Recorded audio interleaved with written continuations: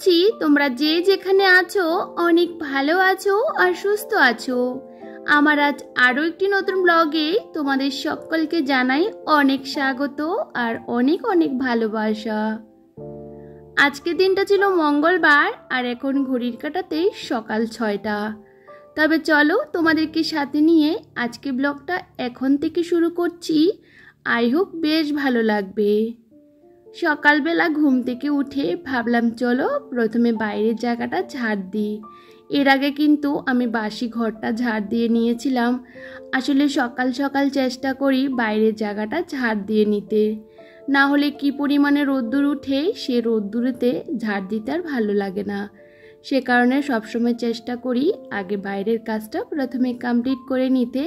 প্রত্যেকটা দিন যখনই ঝাড় দিই বাইরের দিকটা, জানো তো প্রচুর ঘাস উঠাতে হয়। একটা দিনও কিন্তু ঘাস উঠানো বন্ধ হয় না, কারণ যেহেতু প্রচুর ঘাস হয়ে যায় সেহেতু চেষ্টা করি প্রত্যেকটা দিন একটু একটু করে ঘাসগুলোকে ছিঁড়ে দিতে।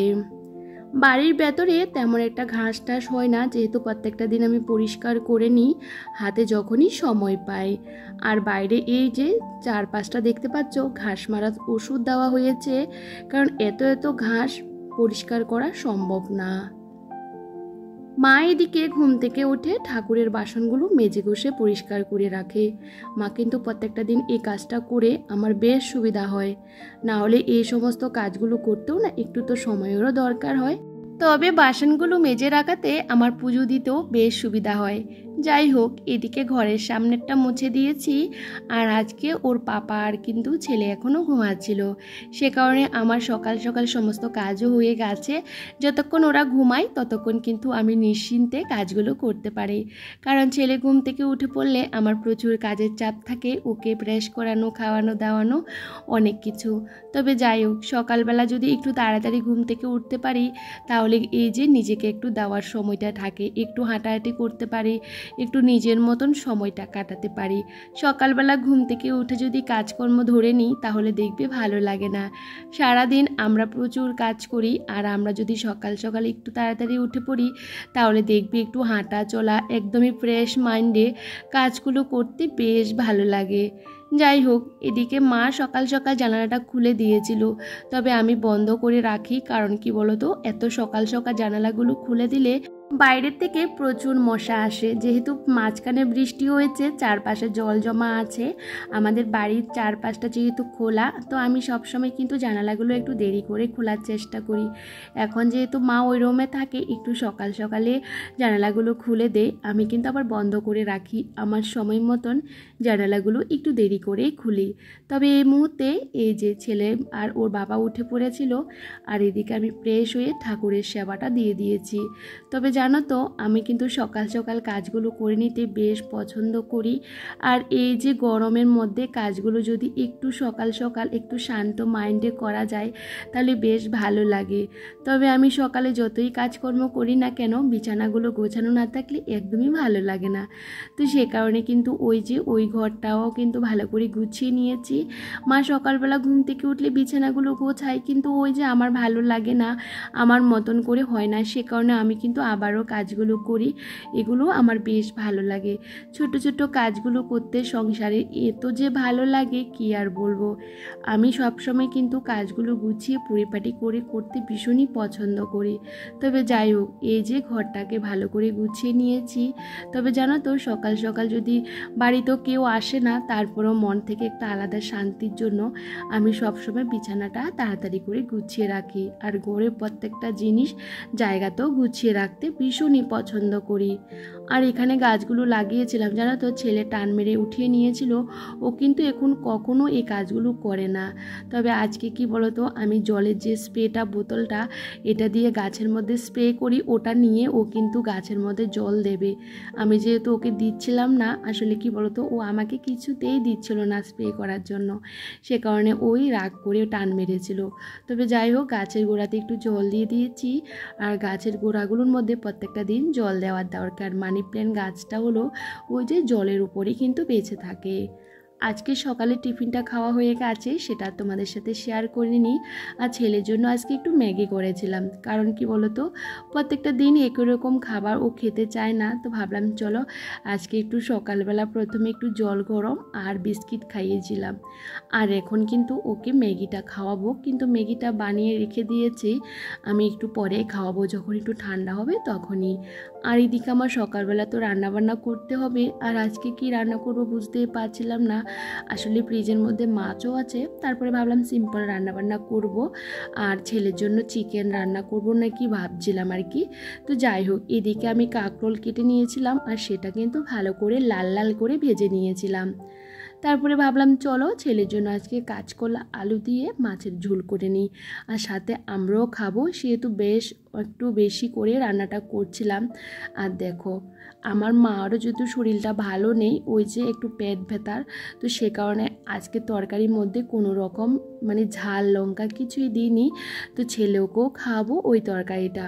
আসলে মাঝে মধ্যে সমস্ত কিছু মানিয়ে গুছিয়ে করতে হয়, তো ভাবলাম যে আলাদা আলাদা মায়ের জন্য, ছেলের জন্য, আমাদের জন্য রান্না করলে অনেকটা দেরি হয়ে যাবে। সে কারণে কি বলতো, একসাথে সবাই রান্নাটা করে নিয়েছিলাম। আর কালকে না বেশ তরকারি রয়ে গেছে, সেটা যখন গরম করব তখনই খাবো। তো আমার বরকে এই যে রান্না করেছিলাম ওখান থেকে এগুলো দিয়ে দেবো। আর আজকে বেশ অনেকটা দিন ধরে ফ্রিজটা একদমই পরিষ্কার করা হচ্ছিল না। কি বলতো, আমি সবসময় কিন্তু ফ্রিজটাকে যখনই সময় পাই তখনই কিছু না কিছুভাবে পরিষ্কার করে নিই। ওই যে একটু সময় বের করে, অল্প একটু সময় যদি বের করে নিতে পারি, তাহলে আমাদের কাজগুলো অনেকটা সহজ হয়ে যাবে। তবে বাড়ি থেকে আসার পর দুবার কিন্তু পরিষ্কার করা হয়ে গেছে। কি বলতো, তেমন একটা ভালো করে মনে হচ্ছে পরিষ্কার হয়নি।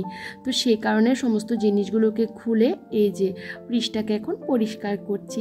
তবে জানো তো, আমি ফ্রিজ সবসময় পরিষ্কার রাখতে ভীষণই পছন্দ করি, আর প্রত্যেকটা সময় জিনিসগুলোকে খুলে বাইরে পরিষ্কার করা ভীষণ কষ্টদায়ক, কারণ আমার ছেলে ভীষণ টানাটানি করে জিনিসগুলো পেলে আর কি। তো ভাবলাম যে ও যদি ভেঙে টেঙে ফেলে, সে কারণে আমি সপ্তাহের মধ্যে 2 দিন কিন্তু আমার ফ্রিজটাকে কখনো ভালো একটা টিস্যু দিয়ে বা কখনো ভালো গামছা একটা ভিজিয়ে সেটা দিয়ে পরিষ্কার করি। বিশ্বাস করো, টিস্যু দিয়ে পরিষ্কার করলে ফ্রিজ কিন্তু ভীষণ পরিমাণে পরিষ্কার পরিচ্ছন্ন থাকে। তো আজকে আমার ঘরে টিস্যু ছিল না দেখে আমি কিন্তু গামছা একটা দিয়ে ভিজিয়ে সমস্ত ফ্রিজটাকে পরিষ্কার করে নিয়েছি। আর কি জানো তো বন্ধুরা, আমরা যদি রোজ দিন যদি অল্প অল্প করে কাজগুলোকে গুছিয়ে করি আর পরিষ্কার করে নিই, তাহলে কিন্তু বেশি একটা পরিশ্রমও মনে হয় না। আমি কিন্তু বেশিরভাগ সময় ফ্রিজটাকে, প্রত্যেকটা সময় বলতে পারো, ওই যে একটা টিস্যু দিয়ে পুরো ফ্রিজটাকে পরিষ্কার করে নিই। আসলে ফ্রিজের মধ্যে আমরা সমস্ত রকমের জিনিসপত্র, খাবার দাবারগুলো রাখি, আর সেটা যদি অপরিষ্কার থাকে তাহলে কোনো কিছু রাখতেও ভালো লাগে না। যাই হোক, এদিকে আমি ভালো করে ফ্রিজটাকে পরিষ্কার করে নিয়েছিলাম, আর ভাবলাম চলো, এর আগে তো আমি ঘরটাকে ক্লিন করেছি, একদমই ধুলো ময়লা কিছুই নেই। তো ফ্রিজের কভারটাকে একটু মুছে নিয়ে আর নিচের জায়গাটাও মুছে নিয়েছি। দেখবে নিচেও কিন্তু ধুলো বালু থাকে, আর ফ্রিজের পেছনটাও কিন্তু ভালো করে পরিষ্কার করে নেওয়ার দরকার, কারণ ফ্রিজের ভেতরটা পরিষ্কার হয়, সামনেটা পরিষ্কার হয়, কিন্তু বাইরেরটা কিন্তু পরিষ্কার করতে আমরা পারি না। মাঝে মধ্যে ওটাও কিন্তু পরিষ্কার করে নেবে। তবে যাই হোক, আজকে যেহেতু আমার রান্নাবান্না অনেকটা আগে হয়ে গেছিলো, সেহেতু ফ্রিজটাকেও তাড়াতাড়ি পরিষ্কার করে নিয়েছি। আমার বর এখনও অফিসে যায়নি, এখন বাজে 10:45। তবে কালকে একটু ঠান্ডা ভাত ছিল, আর এই গরমের মধ্যে ঠান্ডা ভাত খেতে এত ভালো লাগে কি আর বলবো। বেশি একটা ভাত ছিল না, দেখেছিলে, ওখান থেকে মা আর আমি দুজনে মিলেমিশে ভাতটা খাচ্ছিলাম। আমার মা শরীরটা ভালো নেই, তারপরেও বলছে না আমি ঠান্ডা ভাত খাবো, কিছুতেই বুঝছিল না। তো আমি আজকে কি বলতো, একটা বাটা করেছিলাম আর একটা ডিম অমলেট করেছিলাম, সেটা দিয়ে খেয়েছিলাম, আর এত ভালো লেগেছে কি আর বলবো। গরমের মধ্যে বলতে পারো এটা একটা সেরা খাবার। মা বলছিল অনেক দিন পর ঠান্ডা ভাত খাইনি, আর আজকে খাওয়াতে এত ভালো লেগেছে। আমার মার তো অলরেডি শরীর ভালোও হয়ে গেছে এ ঠান্ডা ভাতটা খেয়ে। তবে এই ভাতটা খাওয়ার পর আমার অনেক কাজকর্ম ছিল, সমস্তটা কমপ্লিট করে নিয়েছি। আর রোজ দিন একই রকমের কাজকর্ম দেখাতে কারোরই ভালো লাগে না। ঘরদোরকে ভালো করে ঝাড় দিয়ে মুছে আমি এদিকে চান করে পুজোটাও দিয়ে দিয়েছি। আর এই মুহূর্তে বেশ খানিকটা সময় পেরিয়ে গেছে, এখন বিকেল প্রায় 4:45। আর আজকে কি বলতো, একটু পিঠে বানাবো। জামাই ষষ্ঠী উপলক্ষে চালের গুঁড়ো করেছিলাম, তোমরা তো সবাই দেখেছিলে। তো ভাবলাম চালের গুঁড়োগুলোকে এতদিন ধরে রোদ্দুর লাগিয়ে লাগিয়ে ভালো রেখেছি, আর রাখা যাবে না, প্রায় সপ্তাহের উপরে হয়ে গেছে। আর কি বলতো, সে কারণে আজকে বানাবো পিঠে। তো কি পিঠে বানাবো সেটাও বুঝতে পারছিলাম না, কারণ আমার বাবার বাড়ি থেকে নারকেল এনেছিলাম অনেকগুলো, ফ্রিজের মধ্যে জমিয়ে রেখেছি। তো সে নারকেল দিয়ে আজকে বানাবো এই যে পাটিসাপটা। আমার ভীষণ ভালো লাগে, কিন্তু অতটাও ভালো লাগে না, ওই 2-1টা খেতে পারি, তবে আমার বর ভীষণ পছন্দ করে।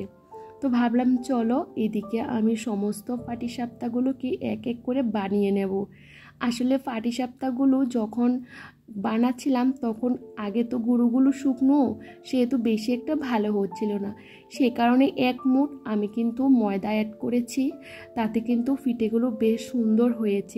আর এই পিঠেগুলো খেতেও কিন্তু দুর্দান্ত হয়েছিল। তবে জানো তো, আমি এইখান থেকে একটা পিঠে খেয়েছিলাম, ভিতরে যে নারকেলের পুরটা দিয়েছি এটার জন্য খেতে বেশ ভালো লেগেছে। আমি এগুলোর মধ্যে বেশি কিছুই দেইনি।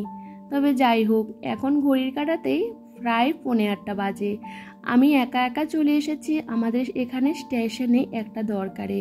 তবে চলো, এই যে এখানে এসে দেখি আজকেও প্রচুর ভিড়। প্রত্যেকটা দিন আমাদের এই যে স্টেশনের মধ্যে এত এত ভিড় থাকে, কি আর বলবো।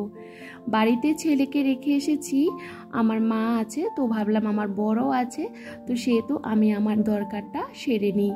তবে আমি নিজে একা একা এসেছি তো, আর আজকে বেশ ঠকেও গেছি জানো তো। বরের সাথে একটু রাগারাগি করে আমি এসেছিলাম মার্কেটে। আসলে আমার প্রয়োজনীয় কিছু জিনিস নিতে, সেগুলো প্রথমেই নিয়ে নিয়েছিলাম। তারপরে আসলাম ব্লাউজের দোকানে। সত্যি কথা বলতে, আমি কোনো জিনিস কিনতে গেলে আমি কিন্তু 10 বার ভাবি। তবে জানো তো, আমি জীবনে অনেক কেনাকাটা করেছি, অনেক কিছুই করেছি, কিন্তু এরকমভাবে ঠকে যাব আমি কখনোই ভাবতে পারিনি। তবে জানো তো, কালকে আর ভিডিওটা কন্টিনিউ করিনি, ভাবলাম চলো তোমাদের তো ব্লাউজগুলো দেখানো হয়নি। এই যে ব্লাউজগুলো কিনে আমি কিন্তু বেশ ঠকে গেছি।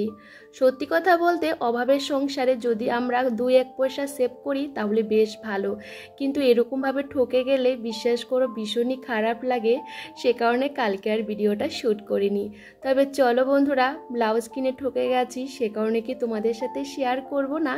তো চলো, এই যে ব্লাউজগুলো কিনেছি, প্রথমে কিন্তু আমি লাল ব্লাউজটা 300 টাকা দিয়ে কিনেছিলাম, তবে এটা চেঞ্জ করে এটা 300 টাকা দিয়ে নিলাম। আর লালটা আমি নিয়েছি 250 টাকা দিয়ে। পাশের দোকানে 250 টাকা করে বিক্রি করছিল, আমি প্রথমে বুঝতেই পারিনি। তবে যাই হোক, ঠকে তো গেছি। ব্লাউজগুলো কেমন হয়েছে বলবে।